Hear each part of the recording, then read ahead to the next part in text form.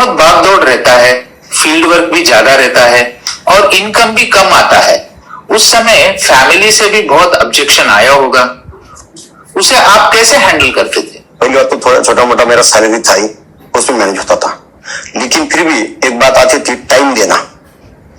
तो उनको भी बोलता था, अरे नहीं उनको टाइम दिया गया, मेरे को जाना पड़ेगा प्लानिंग के मीटिंग के लिए। कोई एक बार सुन लिया, दो बार, तीसरी बार तो कोई भी किसी फैमिली हो तो छोटा मोटा तो हो ही जाता है। तो उनको समझाना, मैं समझाना, एक बार समझा, दो बार समझा, लेकिन वो मानती नहीं थी।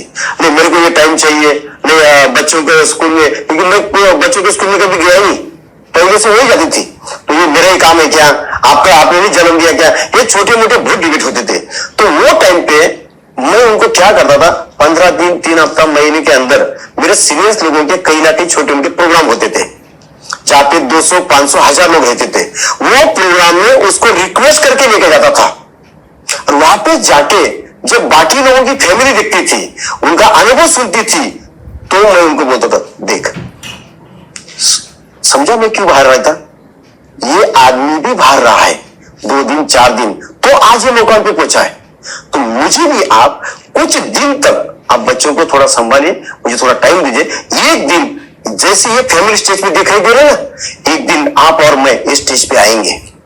तो कॉन्फिडेंस ट्रस्ट दे दे के आज मैं मॉरल सपोर्ट फैमिली से लेके यहां तक पहुंचा। और जिस फैमिली का मॉरल सपोर्ट नहीं रहेगा, वो बात थोड़ी कठिन ही है, तो उसके लिए फैमिली के सामने सरेंडर होना ही ज्यादा बेहतर है, ना कि डिबेट झगड़ा, तुला क्या समझ, तुम्हें क्या समझतान क्या, वो बातें करती नहीं। वो प्यार से ही लेना होगा तो ही पॉसिबल है। और एक बार इनकम चालू हो गया तो सब कुछ भूल जाते हैं और यहाँ पे रेगुलर सपोर्ट हो जाता है। तो ज्यादातर आपके साथ जितने लोगों ने बिजनेस स्टार्ट किया था वो सब आज सक्सेसफुल हैं। आपकी इस लीडरशिप के बारे में कुछ बताएंगे क्या? ये रियली इनिशियल लेवल में अपने जो इमीडिएट होते हैं या अपने जिसके इंट्रोड्यूसर होते हैं, वो लोगों को टिका के रखना ये बहुत बड़ी बात है। तो इनिशियल लेवल पे यदि देखा जाए 17-18 साल पहले जब मैंने 2005 में शुरू किया, तो इनिशियल लेवल पे जो ORG-2 के जो लीडर्स थे, वो इकोनॉमी के लिए तो मेरी नीति सोच हुई थी, मेरे को तो ठीक है इनकम था, सब कुछ था। तो उनको जब मैं बिजनेस में लाया तो फील्ड एक्सपेंसेस से लेके जो भी सपोर्ट छोटा मोटा चाहिए वो भी मैंने किया, क्योंकि उनके पास उतना अर्निंग सोर्स नहीं था कई लोगों के पास। तो उनको जो जो चीज लगी वो मैंने दिया, और उनका लीडरशिप क्वालिटी धीरे धीरे डेवलप हुआ। जैसे मैं टीचर था तो मेरे को प्लान देना वगैरह, स्टेट डीलिंग वगैरह तो पहले से था ही, लेकिन वो उनके पास नहीं थी। लेकिन छोटा मीटिंग में उनको आगे करना, तो वहां पे वो प्लान दिया, या तो होस्टिंग किया, या तो कोई GTS में प्लान दिया, तो उनको अप्रिशिएट करता था। लोगों को अप्रिशिएट करना बहुत इंपॉर्टेंट है, नहीं तो सिर्फ तुझे ये नहीं आता रे, तुझे वो नहीं होता, वो भले छोटे मोटे भी चीज किया ना, अप्रिशिएट, यस सर, जबरदस्त सर, आप कर सकते सर, आपने आज अच्छा बहुत काम किया। तो अप्रिसिएशन देना बहुत इंपॉर्टेंट है, अप्रिशिएट करना लोगों के लिए बहुत इंपॉर्टेंट है। वो काम मैंने किया, और जो इकोनॉमिकली छोटा मोटा मॉरल सपोर्ट चाहिए था वो दिया। मतलब वो इनिशियल लेवल पे जो उनके लिए चाहिए था, बस टिकने चाहिए। वो यदि बाहर जाने का कुछ भी रीजन मेरे को पता चला, उनका वो जो रीजन होगा उसके लिए हेल्प कर देना, ताकि वो और भी अटक जाए। और उनकी फैमिलीज को भी माइंडसेट करना कि मैं सर को क्यों लेके जा रहे साथ में, 1 दिन के लेके जा रहा, 2 दिन के लिए लेके जा रहा, तो उनके फैमिलीज को भी माइंडसेट करना इंपॉर्टेंट था। यदि मुझे जैसे मेरे फैमिली से मेरे को डिस्टर्बेंस है, वैसे उनको भी थी, तो उनके फैमिली का भी माइंडसेट करना, उनका भी माइंडसेट करना, छोटी मोटी मतलब इकोनॉमिकली सपोर्ट लगता ही है, तो वो चीजें मैंने दी। लोगों को डेवलप करने के लिए आप किस सिलेक्शन प्रोसेस को फॉलो करते हैं? उसके लिए तो भाई आपको उनको ज्वेलरी बनना पड़ता है, और हर एक डिस्ट्रीब्यूटर में लीडरशिप क्वालिटी सेम तरह की नहीं रहती। किसी के अंदर प्रेजेंटेशन की क्वालिटी रहेगी, किसी के अंदर एक दूसरे को टीम को संभालने का, अप्रोच होने का क्वालिटी रहेगा। तो जिसके अंदर जो क्वालिटी थी उसको अप्रिशिएट किया। Education programme, motivation programme, functions उसमें लेके जाता था मैं, ताकि वहां पे नॉलेज, क्योंकि मेरा हमेशा का ये फेस चेंज होना चाहिए। मेरे को अकेले कोई सुन के देख के उनके लिए तो रूटीन हो जाएगा। तो जो बातें मैं बोल रहा हूं, ये वही बातें उन्हें किसी ट्रेनिंग में किसी एक सक्सेसफुल और लीडर से सुना, तो वहां पे स्टैम्प और मोर लग जाती है, यार आपने सर्वे ऐसे बोलते थे, तो उनके अंदर वो बदलाव आता है। तो इसके लिए एजुकेशन तो देना ही पड़ेगा, क्योंकि एजुकेशन तो इससे पहले वो लोगों ने ना लिया है ना मैंने लिया है। तो वो लोगों को लीडरशिप क्वालिटी बनाने के लिए ट्रेनिंग प्रोग्राम इंपॉर्टेंट है, एजुकेशन इंपॉर्टेंट है, और एक ही लीडर नहीं चाहिए, फेस बदलनी चाहिए। तो उनको भी लगता है, यार अपने सर बोलते थे, ये नहीं बताया। आपसे जानना चाहते हैं कि क्या आउटस्टेशन में टीम डेवलप करना जरूरी है और कैसे करना है, उसके बारे में बताएंगे सर। पहली बात तो ये एकमात्र इंडस्ट्री है कि जिसको कोई भी जोन नहीं है। इसे ऐसे नहीं कि भाई मैं मेरे गांव तक ही करना, मेरे तहसील तक ही करना, मेरे डिस्ट्रिक्ट ही। ये ओपन मार्केट है, ओपन जोन है, अपन कहीं पे भी जा सकते हैं। ये ब्यूटी है ये इंडस्ट्री की। और दूसरी बात, एक ही एरिया में बिजनेस रहा तो इन केस फ्यूचर में छोटा मोटा कोई इश्यू आया तो वो एरिया स्लो होने के चांसेस रहते हैं। छोटा मोटा न्यूज़पेपर में कोई न्यूज आ गया, छोटा मोटा कोई चैनल पे कोई न्यूज आ गई, नेगेटिव न्यूज आ गई, तो यदि मेरा बिजनेस एक ही एरिया में है तो मैं तो हो सकता है वो न्यूज के कारण मेरी टीम के कई डिस्ट्रीब्यूटर के रैंक होल्डर कुछ दिन के लिए स्लो भी होने के चांसेस है, उसके भी स्टॉप होने के भी चांसेस है। तो मैं तो ये एक ही एरिया पे डिपेंड रहा तो मेरा आगे का फ्यूचर और उनका भी फ्यूचर क्लोज है। तो ये एक बात है।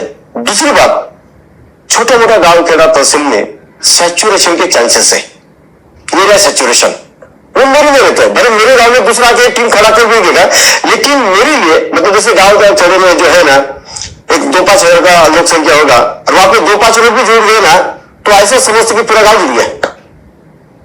लेकिन वही चीज मेट्रो सिटी में नहीं है। और बाहर गांव में जाके जब काम चालू करना है, होता है छोटा मोटा दिक्कत होता है।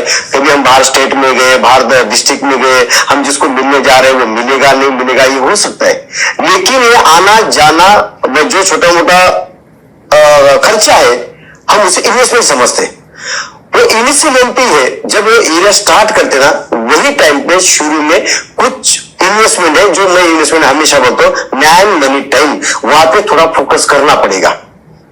ये एरिया से नए एरिया पे ज्यादा फोकस करना पड़ेगा। तो फोकस कैसे करना, वहां पे खुद जाना पड़ेगा, रुकना पड़ेगा, समझाना पड़ेगा, उनका माइंडसेट करना पड़ेगा। छोटी मोटी दिक्कतें आई तो उसको सपोर्ट करना पड़ेगा, चाहे इकोनॉमिकली हो, चाहे फिजिकली मेंटली, उसको मॉरल सपोर्ट हो, कॉन्फिडेंस हो।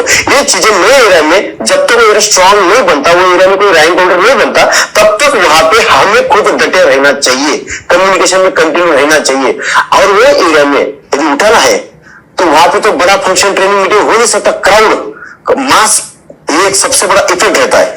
तो जो हमारे दूसरे एरिया में जहां पे बड़ा टीम है, वहां पे बड़े बड़े प्रोग्राम होते हैं, तो वो लोगों को यहाँ पे बुलाना इंपॉर्टेंट होता है। वो लोगों को हम यहाँ पे बुलाते हैं कि देखो भाई, आज जैसा आपका एरिया नया है, सेम वैसे ही ये औरंगाबाद भी नया था, ये नासिक भी नया था, ये दुबई भी नया था, आके देखो आपने देखा 1000 लोगों का प्रोग्राम था।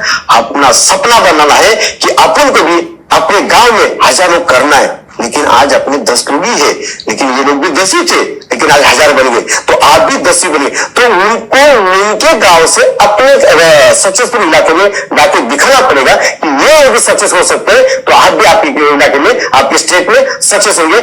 इसके लिए सपोर्ट के लिए हम गारंटी देते हैं। तो ऐसी कोई टूल्स है, कोई छोटी मोटी एक्टिविटी है, तो वो लोगों को हम रेगुलर करते हैं। सर, अक्सर देखा जाता है आउटस्टेशन जाते हैं तो 3 से 4-5 कॉन्टैक्ट से ही बिजनेस चालू होता है, पर जब वो लोग बिजनेस छोड़ देते हैं तो डिस्ट्रीब्यूटर का बिजनेस रुक जाता है।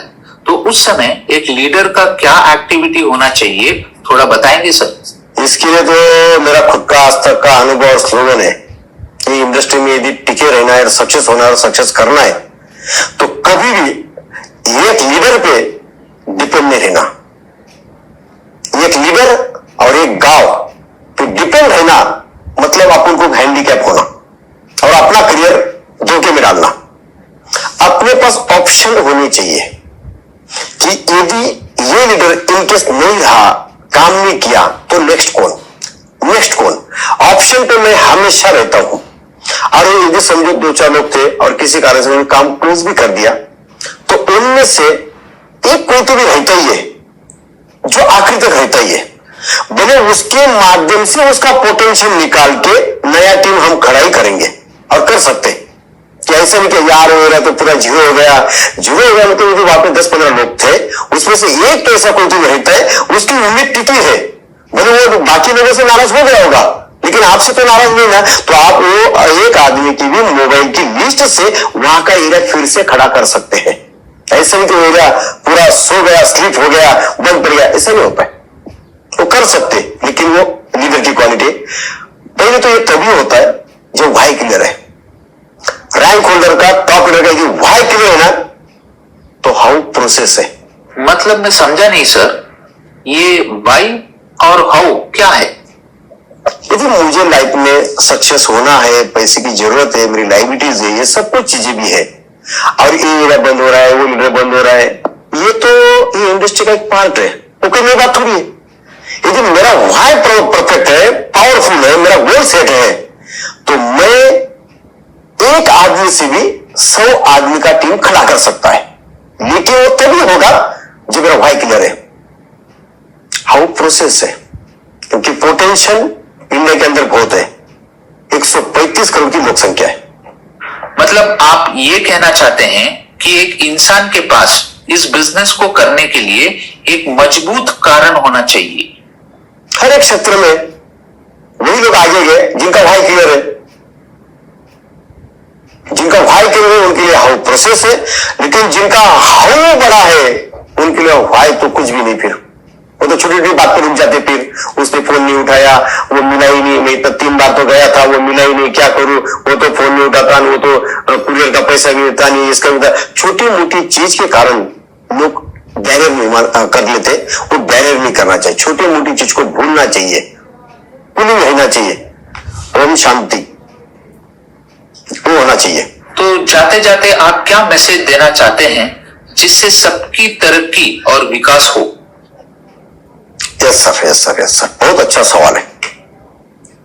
मैं ये इंडस्ट्री के बारे में लोगों को मैसेज देना चाहता हूं। ये एकमात्र ऐसी इंडस्ट्री है जो 24/7 मल्टी 365 डेज नॉन स्टॉप चलने वाली एकमात्र इंडस्ट्री है। जैसे हमारा हृदय चल रहा है, हमारी जिंदगी चल रही है, वैसे एक बिजनेस को टाइम बाउंडिंग नहीं है। आप सुबह भी कर सकते हैं, दोपहर को भी कर सकते हैं, शाम को भी कर सकते हैं, रात को भी कर सकते हैं, घर पे भी कर सकते हैं, बाहर का भी कर सकते हैं, इसको कोई जोन नहीं। तो एकमात्र ऐसी इंडस्ट्री, डायरी सेल इंडस्ट्री, जिसमें एक सक्सेस के बाद टाइम फ्रीडम और मनी फ्रीडम बहुत अच्छा खासा है। मान सम्मान, इज्जत, पैसा, ये चीजें बाहर की दुनिया में बहुत कठिन है, बहुत मुश्किल है एज कंपेयर डायरेक्ट सेलिंग। तो ये इंडस्ट्री में टिके रहना चाहिए, बने रहना चाहिए, करते रहना चाहिए। तो मैं सबसे निवेदन करूंगा कि आप माई लाइफस्टाइल में आइए, शुरुआत कीजिए, करते रहिए, और ये आपको मैं अप्रिशिएट करूंगा कि जो चीजें हमारी लाइफ में आई है वो आपकी भी लाइफ में आए। ये भगवान से, अल्लाह ताला से, सबसे हम दरख्वास्त करते हैं कि बस